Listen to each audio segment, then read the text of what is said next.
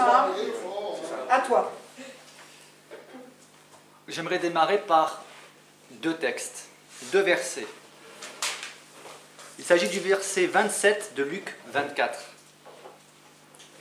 Et commençant par Moïse et par tous les prophètes, il leur expliqua dans toutes les Écritures ce qui le concernait. Le deuxième verset, c'est le verset 32.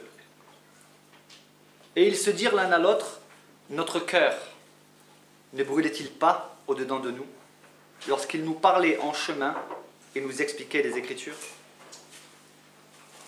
J'ai retenu deux aspects qui m'ont particulièrement interpellé sur un thème et un sous-thème, l'école de Christ, et le sous-thème, un cours particulier.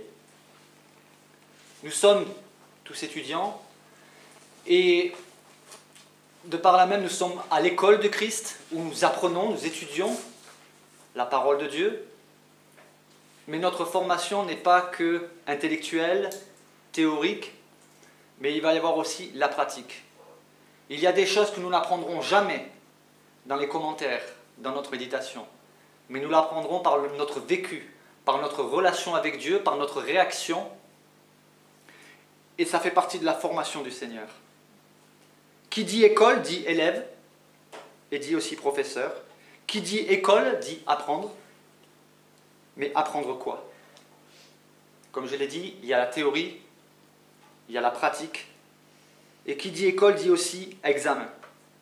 Et qui dit examen, le plus souvent dans nos vies chrétiennes, ça passe par des épreuves. Voici là, dans ce contexte précis, deux disciples, deux élèves. On connaît le nom de l'un, Cléopas. Ça fait 3 jours que Jésus est mort. Jésus avait annoncé clairement sa résurrection.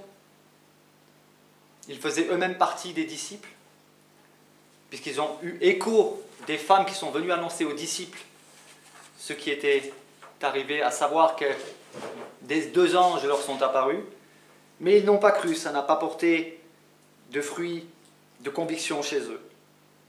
Alors les voici sur le chemin d'Emmaüs. Ils sont tristes, abattus, découragés, mais passionnés, puisqu'ils parlent des événements. Et le Seigneur le sait. En réalité, ils sont dans une excellente prédisposition pour écouter. Je ne sais pas pour vous, personnellement, et pas seulement par mon expérience, mais par les différentes expériences que j'ai pu lire dans les biographies de différents hommes de Dieu, et même parmi les personnages des Écritures, lorsque nous sommes dans une souffrance, dans une difficulté, notre oreille est plus attentive, plus réceptive. Il y a des versets que nous ne comprendrons jamais si nous ne sommes pas passés par la situation. Lorsque nous sommes dans la faiblesse, dans la détresse, et que nous tombons sur le verset qui nous dit « Ma grâce te suffit car ma puissance s'accomplit dans la faiblesse », celui qui est fort, pour qui tout va bien, ce verset n'aura pas le même impact, quand bien même il ferait de longues méditations théologiques et bibliques. Et voici qu'un curieux inconnu va intervenir, c'est le professeur, the professeur. Lui, il est le plus qualifié de tous les professeurs. Il sait, il voit, il connaît et il aime. Il va faire le déplacement pour 2 disciples découragés. Il va vers ses élèves. Il va engager une discussion qui passe par une question. De quoi parliez-vous en chemin? Comme s'ils ne le savaient pas. Il va les engager à s'exprimer comme nous l'a rappelé le frère ce matin. Il va les laisser s'exprimer et ensuite il va les interpeller et il va leur donner un cours particulier. Mais pas un cours particulier basé sur des expériences, mais un cours particulier basé sur les Écritures. Pour les enseigner nous-mêmes, les Écritures, il faut que nous les connaissions.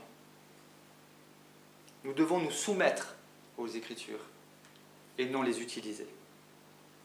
Mais Jésus, lui, n'utilise pas les Écritures. Il les rend vivantes. Cela m'a amené à la réflexion, que représentent les Écritures pour moi? Qu'est-ce qu'elles représentent pour nous? Est-ce simplement un livre d'études? Ou est-ce la parole vivante et efficace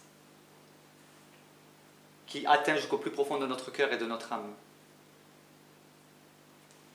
La réforme a eu lieu par un retour aux Écritures.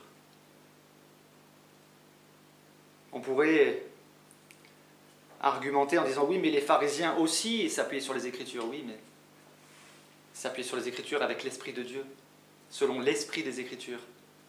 C'est vrai que la lettre tue, l'Esprit vivifie.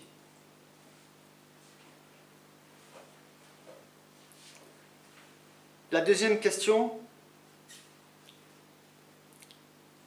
qui m'est venue à l'esprit, c'est mon cœur brûle-t-il au-dedans de moi lorsque je médite les Écritures? Est-ce que ma lecture est une lecture sèche, qui me trouble, ou est-ce une lecture qui me parle?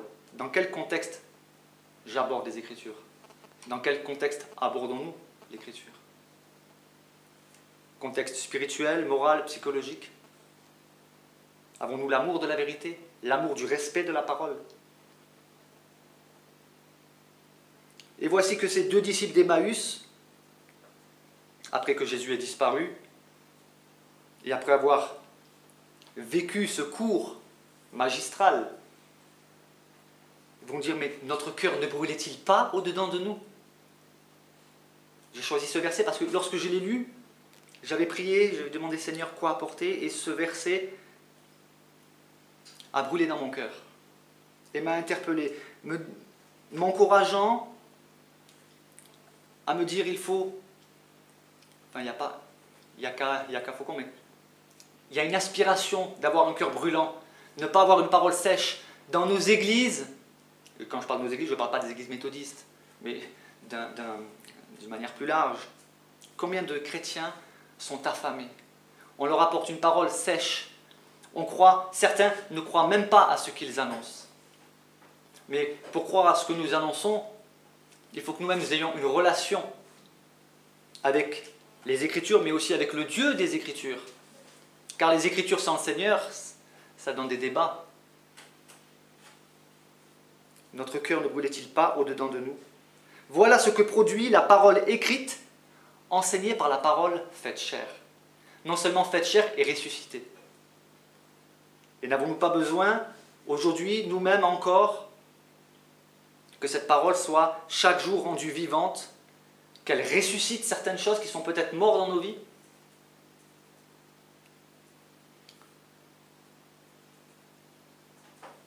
Et notre cœur à nous, où en est-il?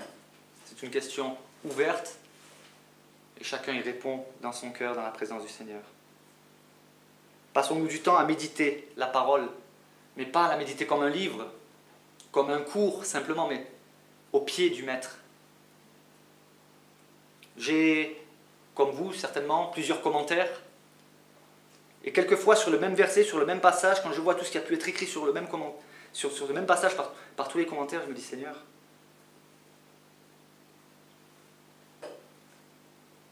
ça me fait penser à une chose, c'est que Jésus a dit, je te loue Père de ce que tu as caché ces choses aux sages et aux intelligents. Il est bien d'avoir l'intelligence, nous en avons besoin, mais c'est une erreur de croire que rien que par notre intelligence, nous pouvons comprendre toute la parole de Dieu. J'aime bien dans Luc 18, 34, il est dit que les disciples ne comprirent rien à cela, c'était pour eux comme un langage caché. Et dans Luc 24, verset 45, il est dit, il leur ouvrit l'esprit afin qu'ils comprennent les Écritures. Il y a à notre part, nous devons étudier, méditer. Ça, c'est l'effort humain, spirituel qui est demandé par le Seigneur. Nous devons appliquer notre cœur à étudier la parole. Mais il y a aussi l'aspect Seigneur. Révèle-moi ta parole. Montre-moi, enseigne-moi. Dis-moi ce que je peux apporter aux autres. Pour ceux qui seront de même pasteurs, prédicateurs laïcs, nous nous poserons certainement la question, Seigneur, que puis-je apporter de ta part? Que veux-tu que j'apporte?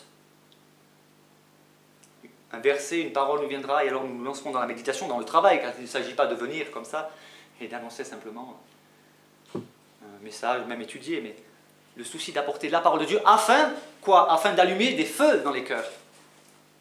Et pour conclure, je dirais, serons-nous à notre tour des passionnés qui seront des pyromanes célestes? Le mot est fort, mais volontaire. Des pyromanes animés non du feu qui détruit, mais du feu de la parole, du feu qui réchauffe, du feu qui attire et du feu qui éclaire. Pyromane, pourquoi j'ai choisi ce terme? Parce qu'il y a un vieux dicton qui dit qu'on On détruit le mal par le mal, on peut éteindre le feu par le feu, c'est une technique qui existe aux États-Unis. Alors, c'est ma conclusion. Serons-nous à notre tour des passionnés dans les cœurs desquels la parole de Dieu brûle. Merci. Le minuteur dit amen.